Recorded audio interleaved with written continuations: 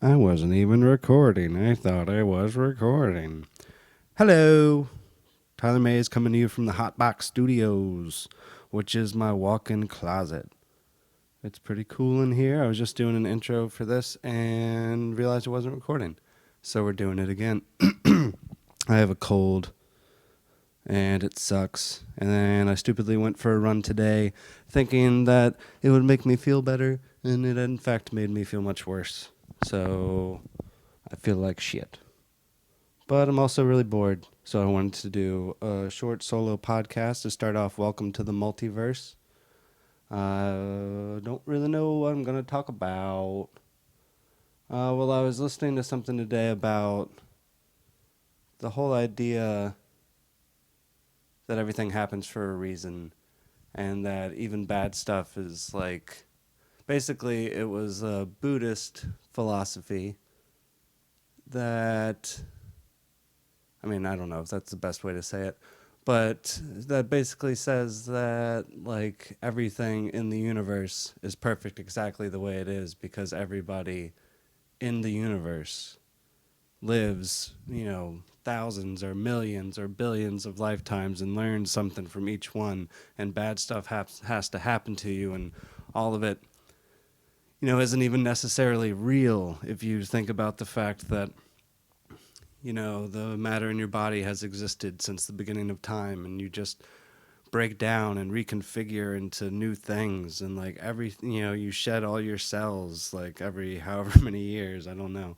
But I don't know, it's fucking weird because the only thing that really makes you you is the way your brain works, and what I believe is your soul, whatever that means. But the whole idea that everything happens for a reason, and that tragedies aren't so tragic if you see it in that light. That everyone will live lives that are, these tragedies aren't permanent. Even death, even a horrible death, even some sort of horrible abuse is all part of this grand plan. And not even like a plan by God, but just a plan, just the way that the universe was laid out in the beginning, and the way that everything is going to go through this certain fucking path. And like, if your soul or your mind, your energy, whatever it is that makes you you, that gives you your personality and your distinct being, if that repeats, the fucking fascinating thing is the idea that your soul could keep going into new bodies and everything. Your soul, stays constant going through all these different things. It's the same soul, but matter changes. So you're going through, that does fucking make sense. Even like scientifically, then the idea that you live all these different lives is fucking true. I mean, people would definitely debate me saying scientifically there, but I don't know. That's amazing. Like the idea that because the matter that makes up your body is going to reconfigure all these different ways and all these different times into different things. And if your soul does exist and exist into these different animals or whatever the fuck your matter becomes, plants, just parts of the earth, parts of stars, then you really do, in one sense or another, have both eternal life and reincarnation and all of that. And who knows if any of that's true. I mean, this is fucking weird enough. The idea that just a few hundred years ago, I mean, people had an idea, I guess, that they were in space, but they didn't really know what the fuck that meant until really not that long ago. A lot of people in the world still don't really grasp how fucking gigantic the universe is, and that it's just one of many, most likely. I can't believe I haven't read the whole thing yet, but the thing just came out talking about this like evidence that another universe is rubbing up against our universe and causing something that they've noticed with television. I'm so fucking ignorant about this. I shouldn't even be talking about it. But that's, I don't know, the fact that there's proof, and some scientists I know say more proof that there is a multiverse than proof that there isn't. It's more likely that there are all these different universes. And it's just, that's, as gigantic as the fucking universe is, and the idea that it could be one of billions, if everything seems to fucking happen in billions, there's billions of people on the earth, there's billions of stars in every galaxy, billions of galaxies, there's probably billions or even more, an infinite number of multiverses, of universes out there. It's just fucking amazing. Like, I don't know. I saw something once on a doc. I couldn't really grasp this whole thing, but I saw something on Through the Wormhole where they were talking about the different ways that there could be a multiverse, and one was that there's these like separate bubbles, you could say, or different planes, different dimensions that you exist in, and it's like it's you, but it's all these different versions of you, in a totally different. Sorry for my gross, cold snort there, but all these different versions of you in these bubble universes are, planes, dimensions, whatever, and that's how you're repeating. And there's the other idea that the universe is so fucking gigantic, it's so humongous, that just by the sheer number of stars that exist in our particular universe, and by the number, just through statistics, I guess you would say, like the number of there's a finite number of ways that atoms can configure, let's say, and that just by the size of the universe, you will exist all these different times. There'll be multiple versions of you in the same universe on different planets that are just like Earth and have the exact same history as Earth, just because the universe is so fucking humongous that they would exist just by sheer coincidence, by the fact that if you go on a beach, that's the way that they described it. If you go into on a huge rock pile or something on the beach, you'll find the same pattern repeating over and over again, far apart from each other, like two black rocks, three white ones, and then a gray. And then you'll find that again, that exact same configuration, fucking quarter mile away in the rock pile. So it's rare, but it's out there. And I can't wrap my mind around that one. I can wrap my mind for some reason around the idea that there's these bubble universes that you are planes, dimensions that you exist in over and over and over again. But I can't grasp the idea that the universe is so big that you just exist multiple times, just like a pattern.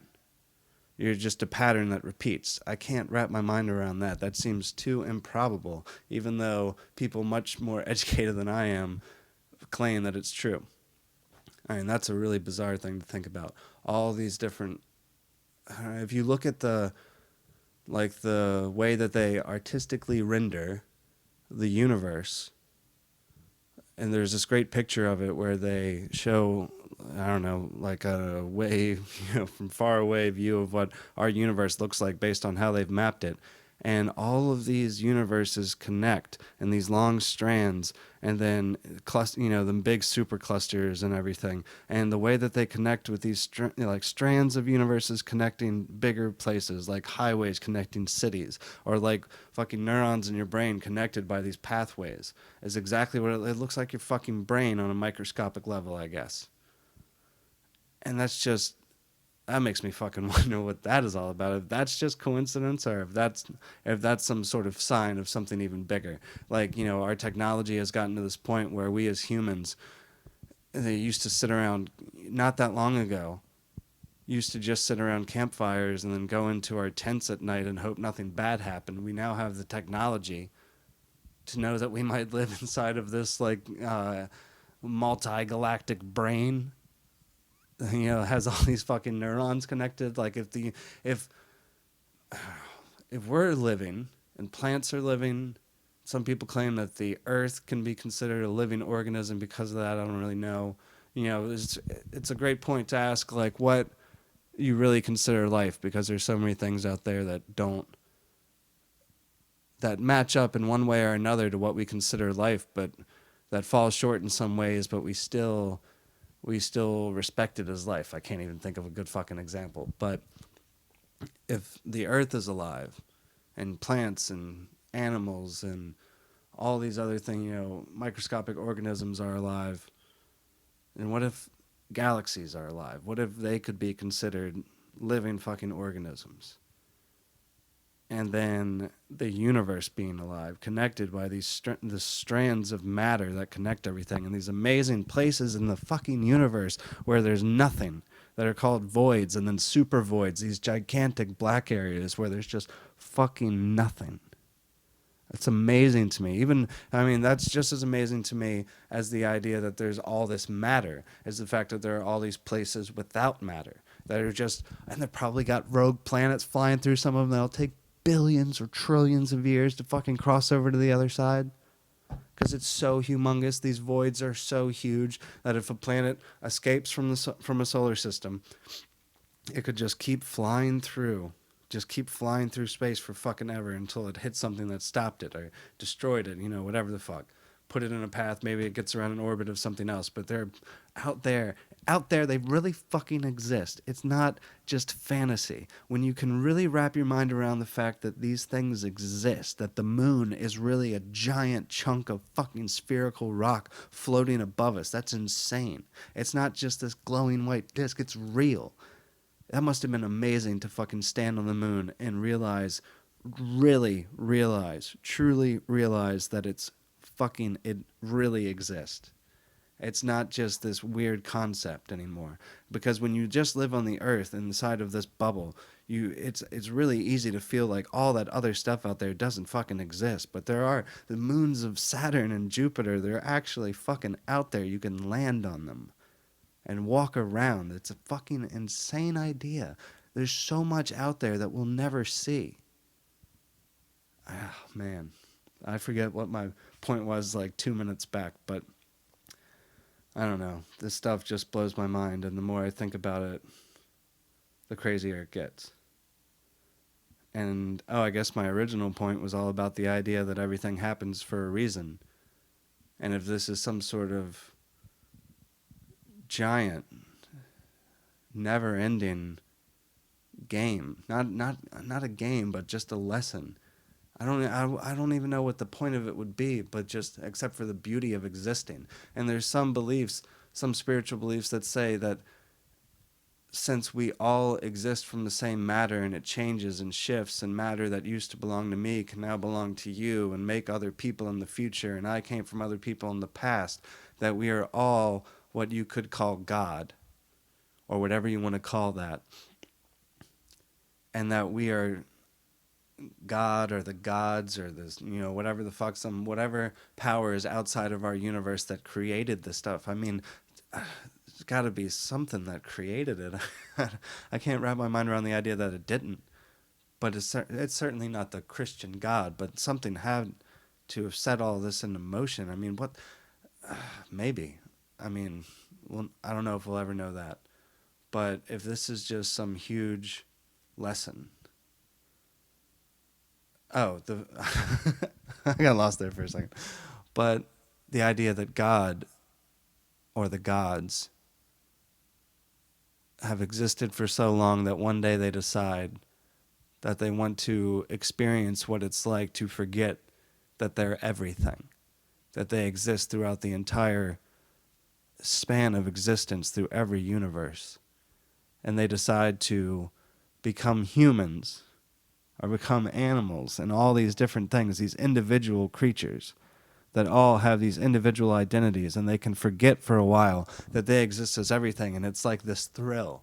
Or maybe that's not the right way to put it, but this lesson that they're even teaching themselves. It's like, what is it like to forget that you're everything and that you exist forever and can never truly die? And what's it like to have that fear of death, that fear of loss? I mean, because that is really what determines almost everything we do as humans, and other animals the same way, is this fear of death and fear of loss. And then there's another great thing that exists in humans and a lot of other animals, I think, that is also a fear of death for others and loss for others and pain for others, not just our own. So when you get to this point as a thinking being, where you don't have to just worry about yourself and your immediate family, but now you're worried about people all over the world and creatures all over the world, and then one day possibly we'll be worried about creatures all over the solar system. What if we found life on one of the moons of Saturn or Jupiter? And there were people out there that wanted to kill them in laboratories and cut them up, and there were people that didn't want us to go do that. I don't think we would have the right to go fucking do that.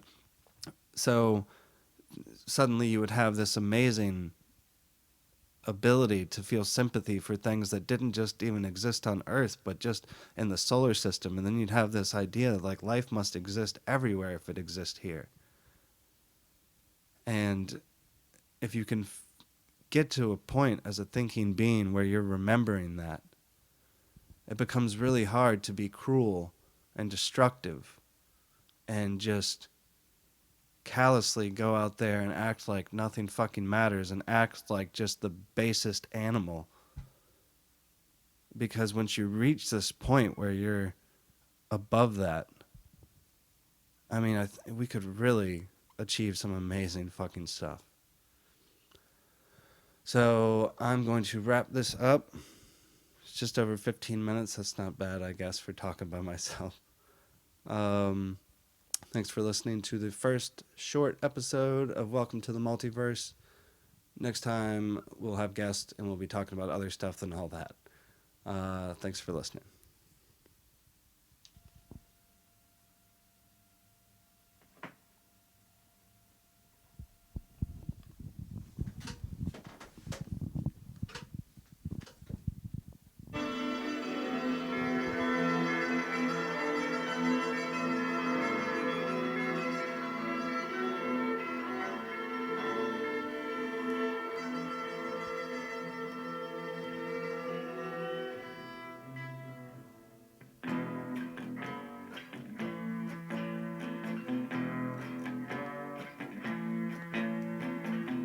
I was wading through the flood waters, and you were waiting out a drought. Do I have that kind of love? Is that what it would take to see this out? Hold your empty disemboweled gas tanks up high, turn them into a bong or a still, rooting through the gas stations, tilling up our backyards. That's my rosy picture of the end times, my friend.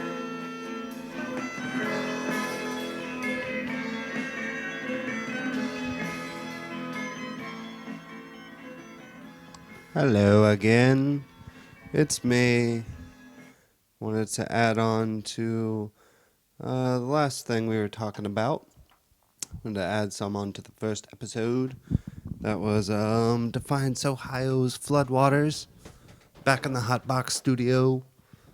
I was listening to Defiance, Ohio, and it got me thinking about a podcast I recorded yesterday and the whole idea of the different lives you can lead and how differently things can turn out for you, like in the whole idea of all these different lives and how little changes make this huge difference in the way that you turn out. And I know it sounds silly to people that aren't involved in it or don't understand it or don't care about it. But for me, I don't know, it sounds silly to even say it. I wish there was like a different phrase. But punk rock music has definitely been the biggest influence in my life.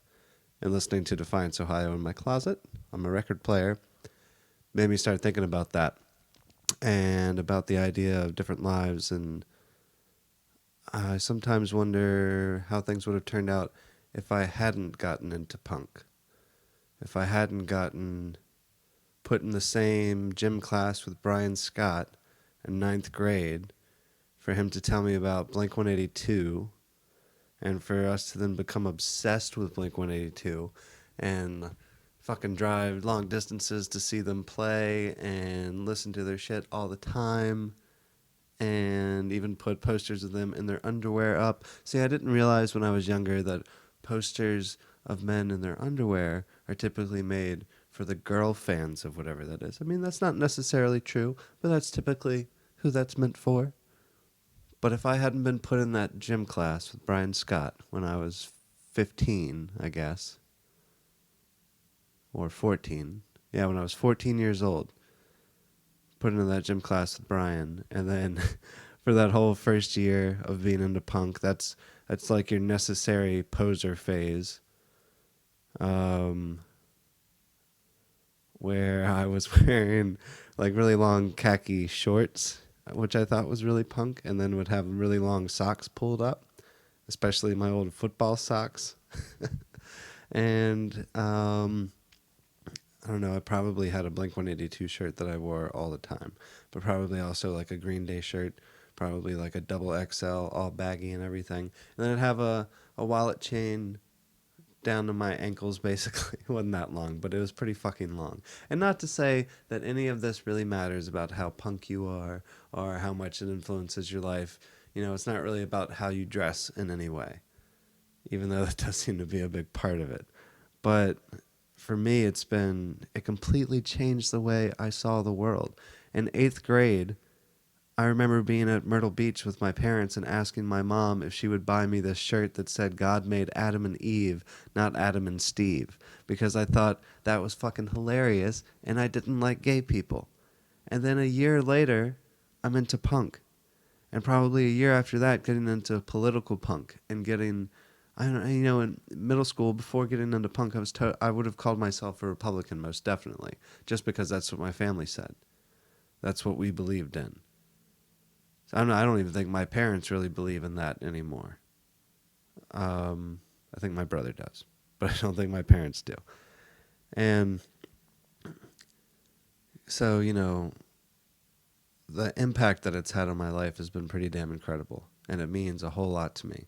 I get pretty emotional when I listen to Defiance, Ohio. It's really the only punk band I can think of that really makes me feel that emotional. I mean, there are other songs by other bands that I really love that touch me and mean a lot to me. Some Ghost Mice songs, definitely. But something about Defiance, Ohio. But, like, basically the way that it went is getting into Sum 41 and Blink 182 and bands like that. And then Brian Scott is always Brian doing this stuff, downloading like AFI songs onto my computer. And then he downloaded an Anti-Flag song, Underground Network, which isn't even really a very good song. But I listened to it, started to download other Anti-Flag songs, got obsessed with them in high school, big time. Started to get self-conscious about that when people with Crass t-shirts started to tell me that Anti-Flag sucked. I love Crass now, and they do suck now. I don't think they did then. But anyway, Anti-Flag had the song This Is Not a Crass Song, which made me go, who the fuck is Crass? So then I Googled Crass, and I found a website with Banned from the Roxy and Shaved Women on it. It was just one website with 2 audio files and a background with a picture of Crass, and I played both of those songs and fucking totally fell in love with them. It was the weirdest stuff I'd ever heard, but the catchiest stuff I'd ever heard. And like, just raw and weird and moving, especially Banned from the Roxy. And hearing like people talking, I was used to hearing some American political stuff with like Anti-Flag, but then hearing about like Irish politics and British politics in like this really intimate way, I started to get it really opened me up to bands other than just the fucking Ramones and Sex Pistols, and they have a lot to offer and they had a big impact on the fucking musical history, definitely, but it started to get me into all this other stuff. So the day I graduated high school, my brother took me. I got a Crass tattoo.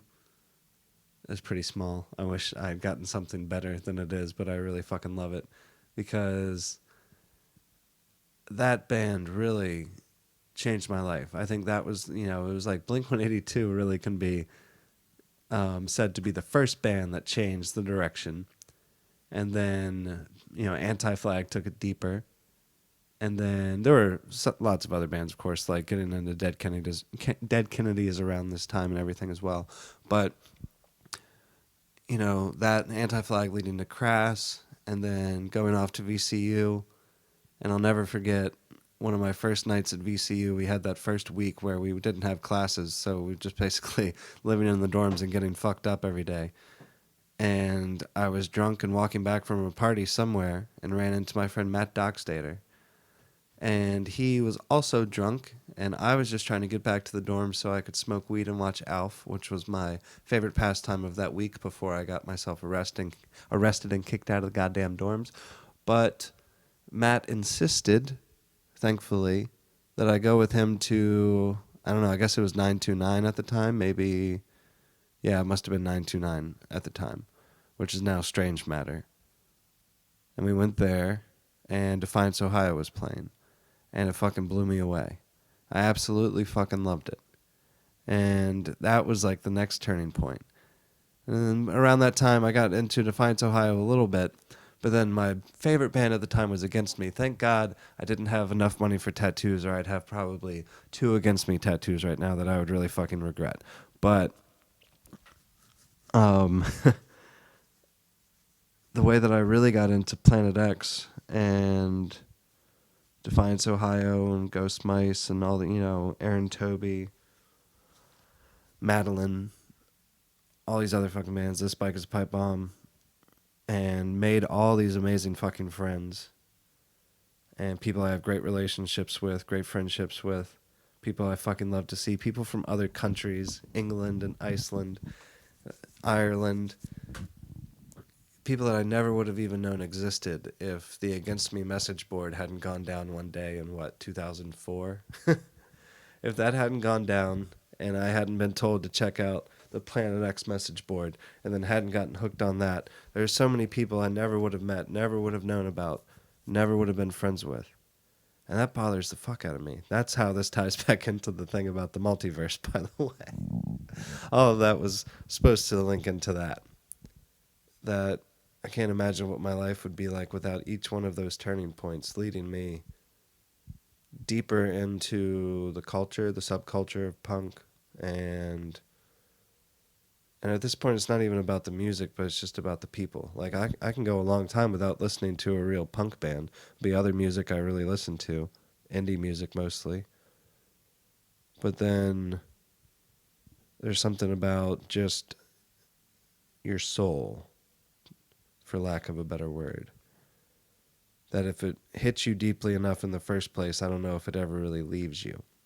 Because it means so much, because it really gave me this place to call my own, as corny as that sounds, where I could be myself in my dorkiness and my weirdness, and there were people there that accepted me and actually celebrated it some. And it gave me the feeling that I didn't have to try to fit into anything in particular. And that's carried on to now, where there are people that tell me I should just be happy to have happy to have an office job in this economy, and happy to have this and that, even though what I want is something different. And I'm trying to chase down something different and achieve different things.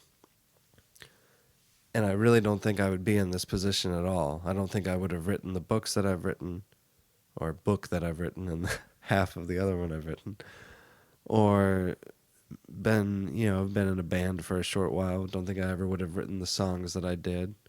I definitely wouldn't have done that without punk rock, without that entire subculture, with all of it, even the corny stuff from the beginning and the corny stuff that will always exist in it, and everything about it that can be criticized.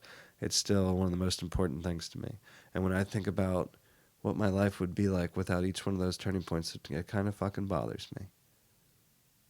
I imagine a Tyler that has, I don't know, that really has no fucking hope for anything but just exactly trying to emulate like this sort of suburban business world life, which is totally fine for people that want that. But I'm really glad that I'm in a place where I don't want that, because I think there's more interesting stuff out there. And I don't think I'd be happy in that. I know I'm not happy in that. I'm in that right now. Fucking not the suburban world, but working an office job. I don't know. I want to fucking do all sorts of shit. I want to make indie movies and be in bands and write books and just do whatever the fuck and just meet new people and meet new girls and have new experiences, live in new cities. I think I've been living in Richmond for too long, as much as I fucking love it, and I do fucking love it, and I always will. I don't know, I feel like I gotta go do something. I feel like I have to really start moving. Anyway, I am glad that I had punk rock in my life is the point. When I think of me without it, it's basically a collared shirt world where I feel just very sad all the time. Well, that's it. And this should put these two together at about half an hour, which is a respectable podcast for a solo podcast, I would say. Thanks for listening again.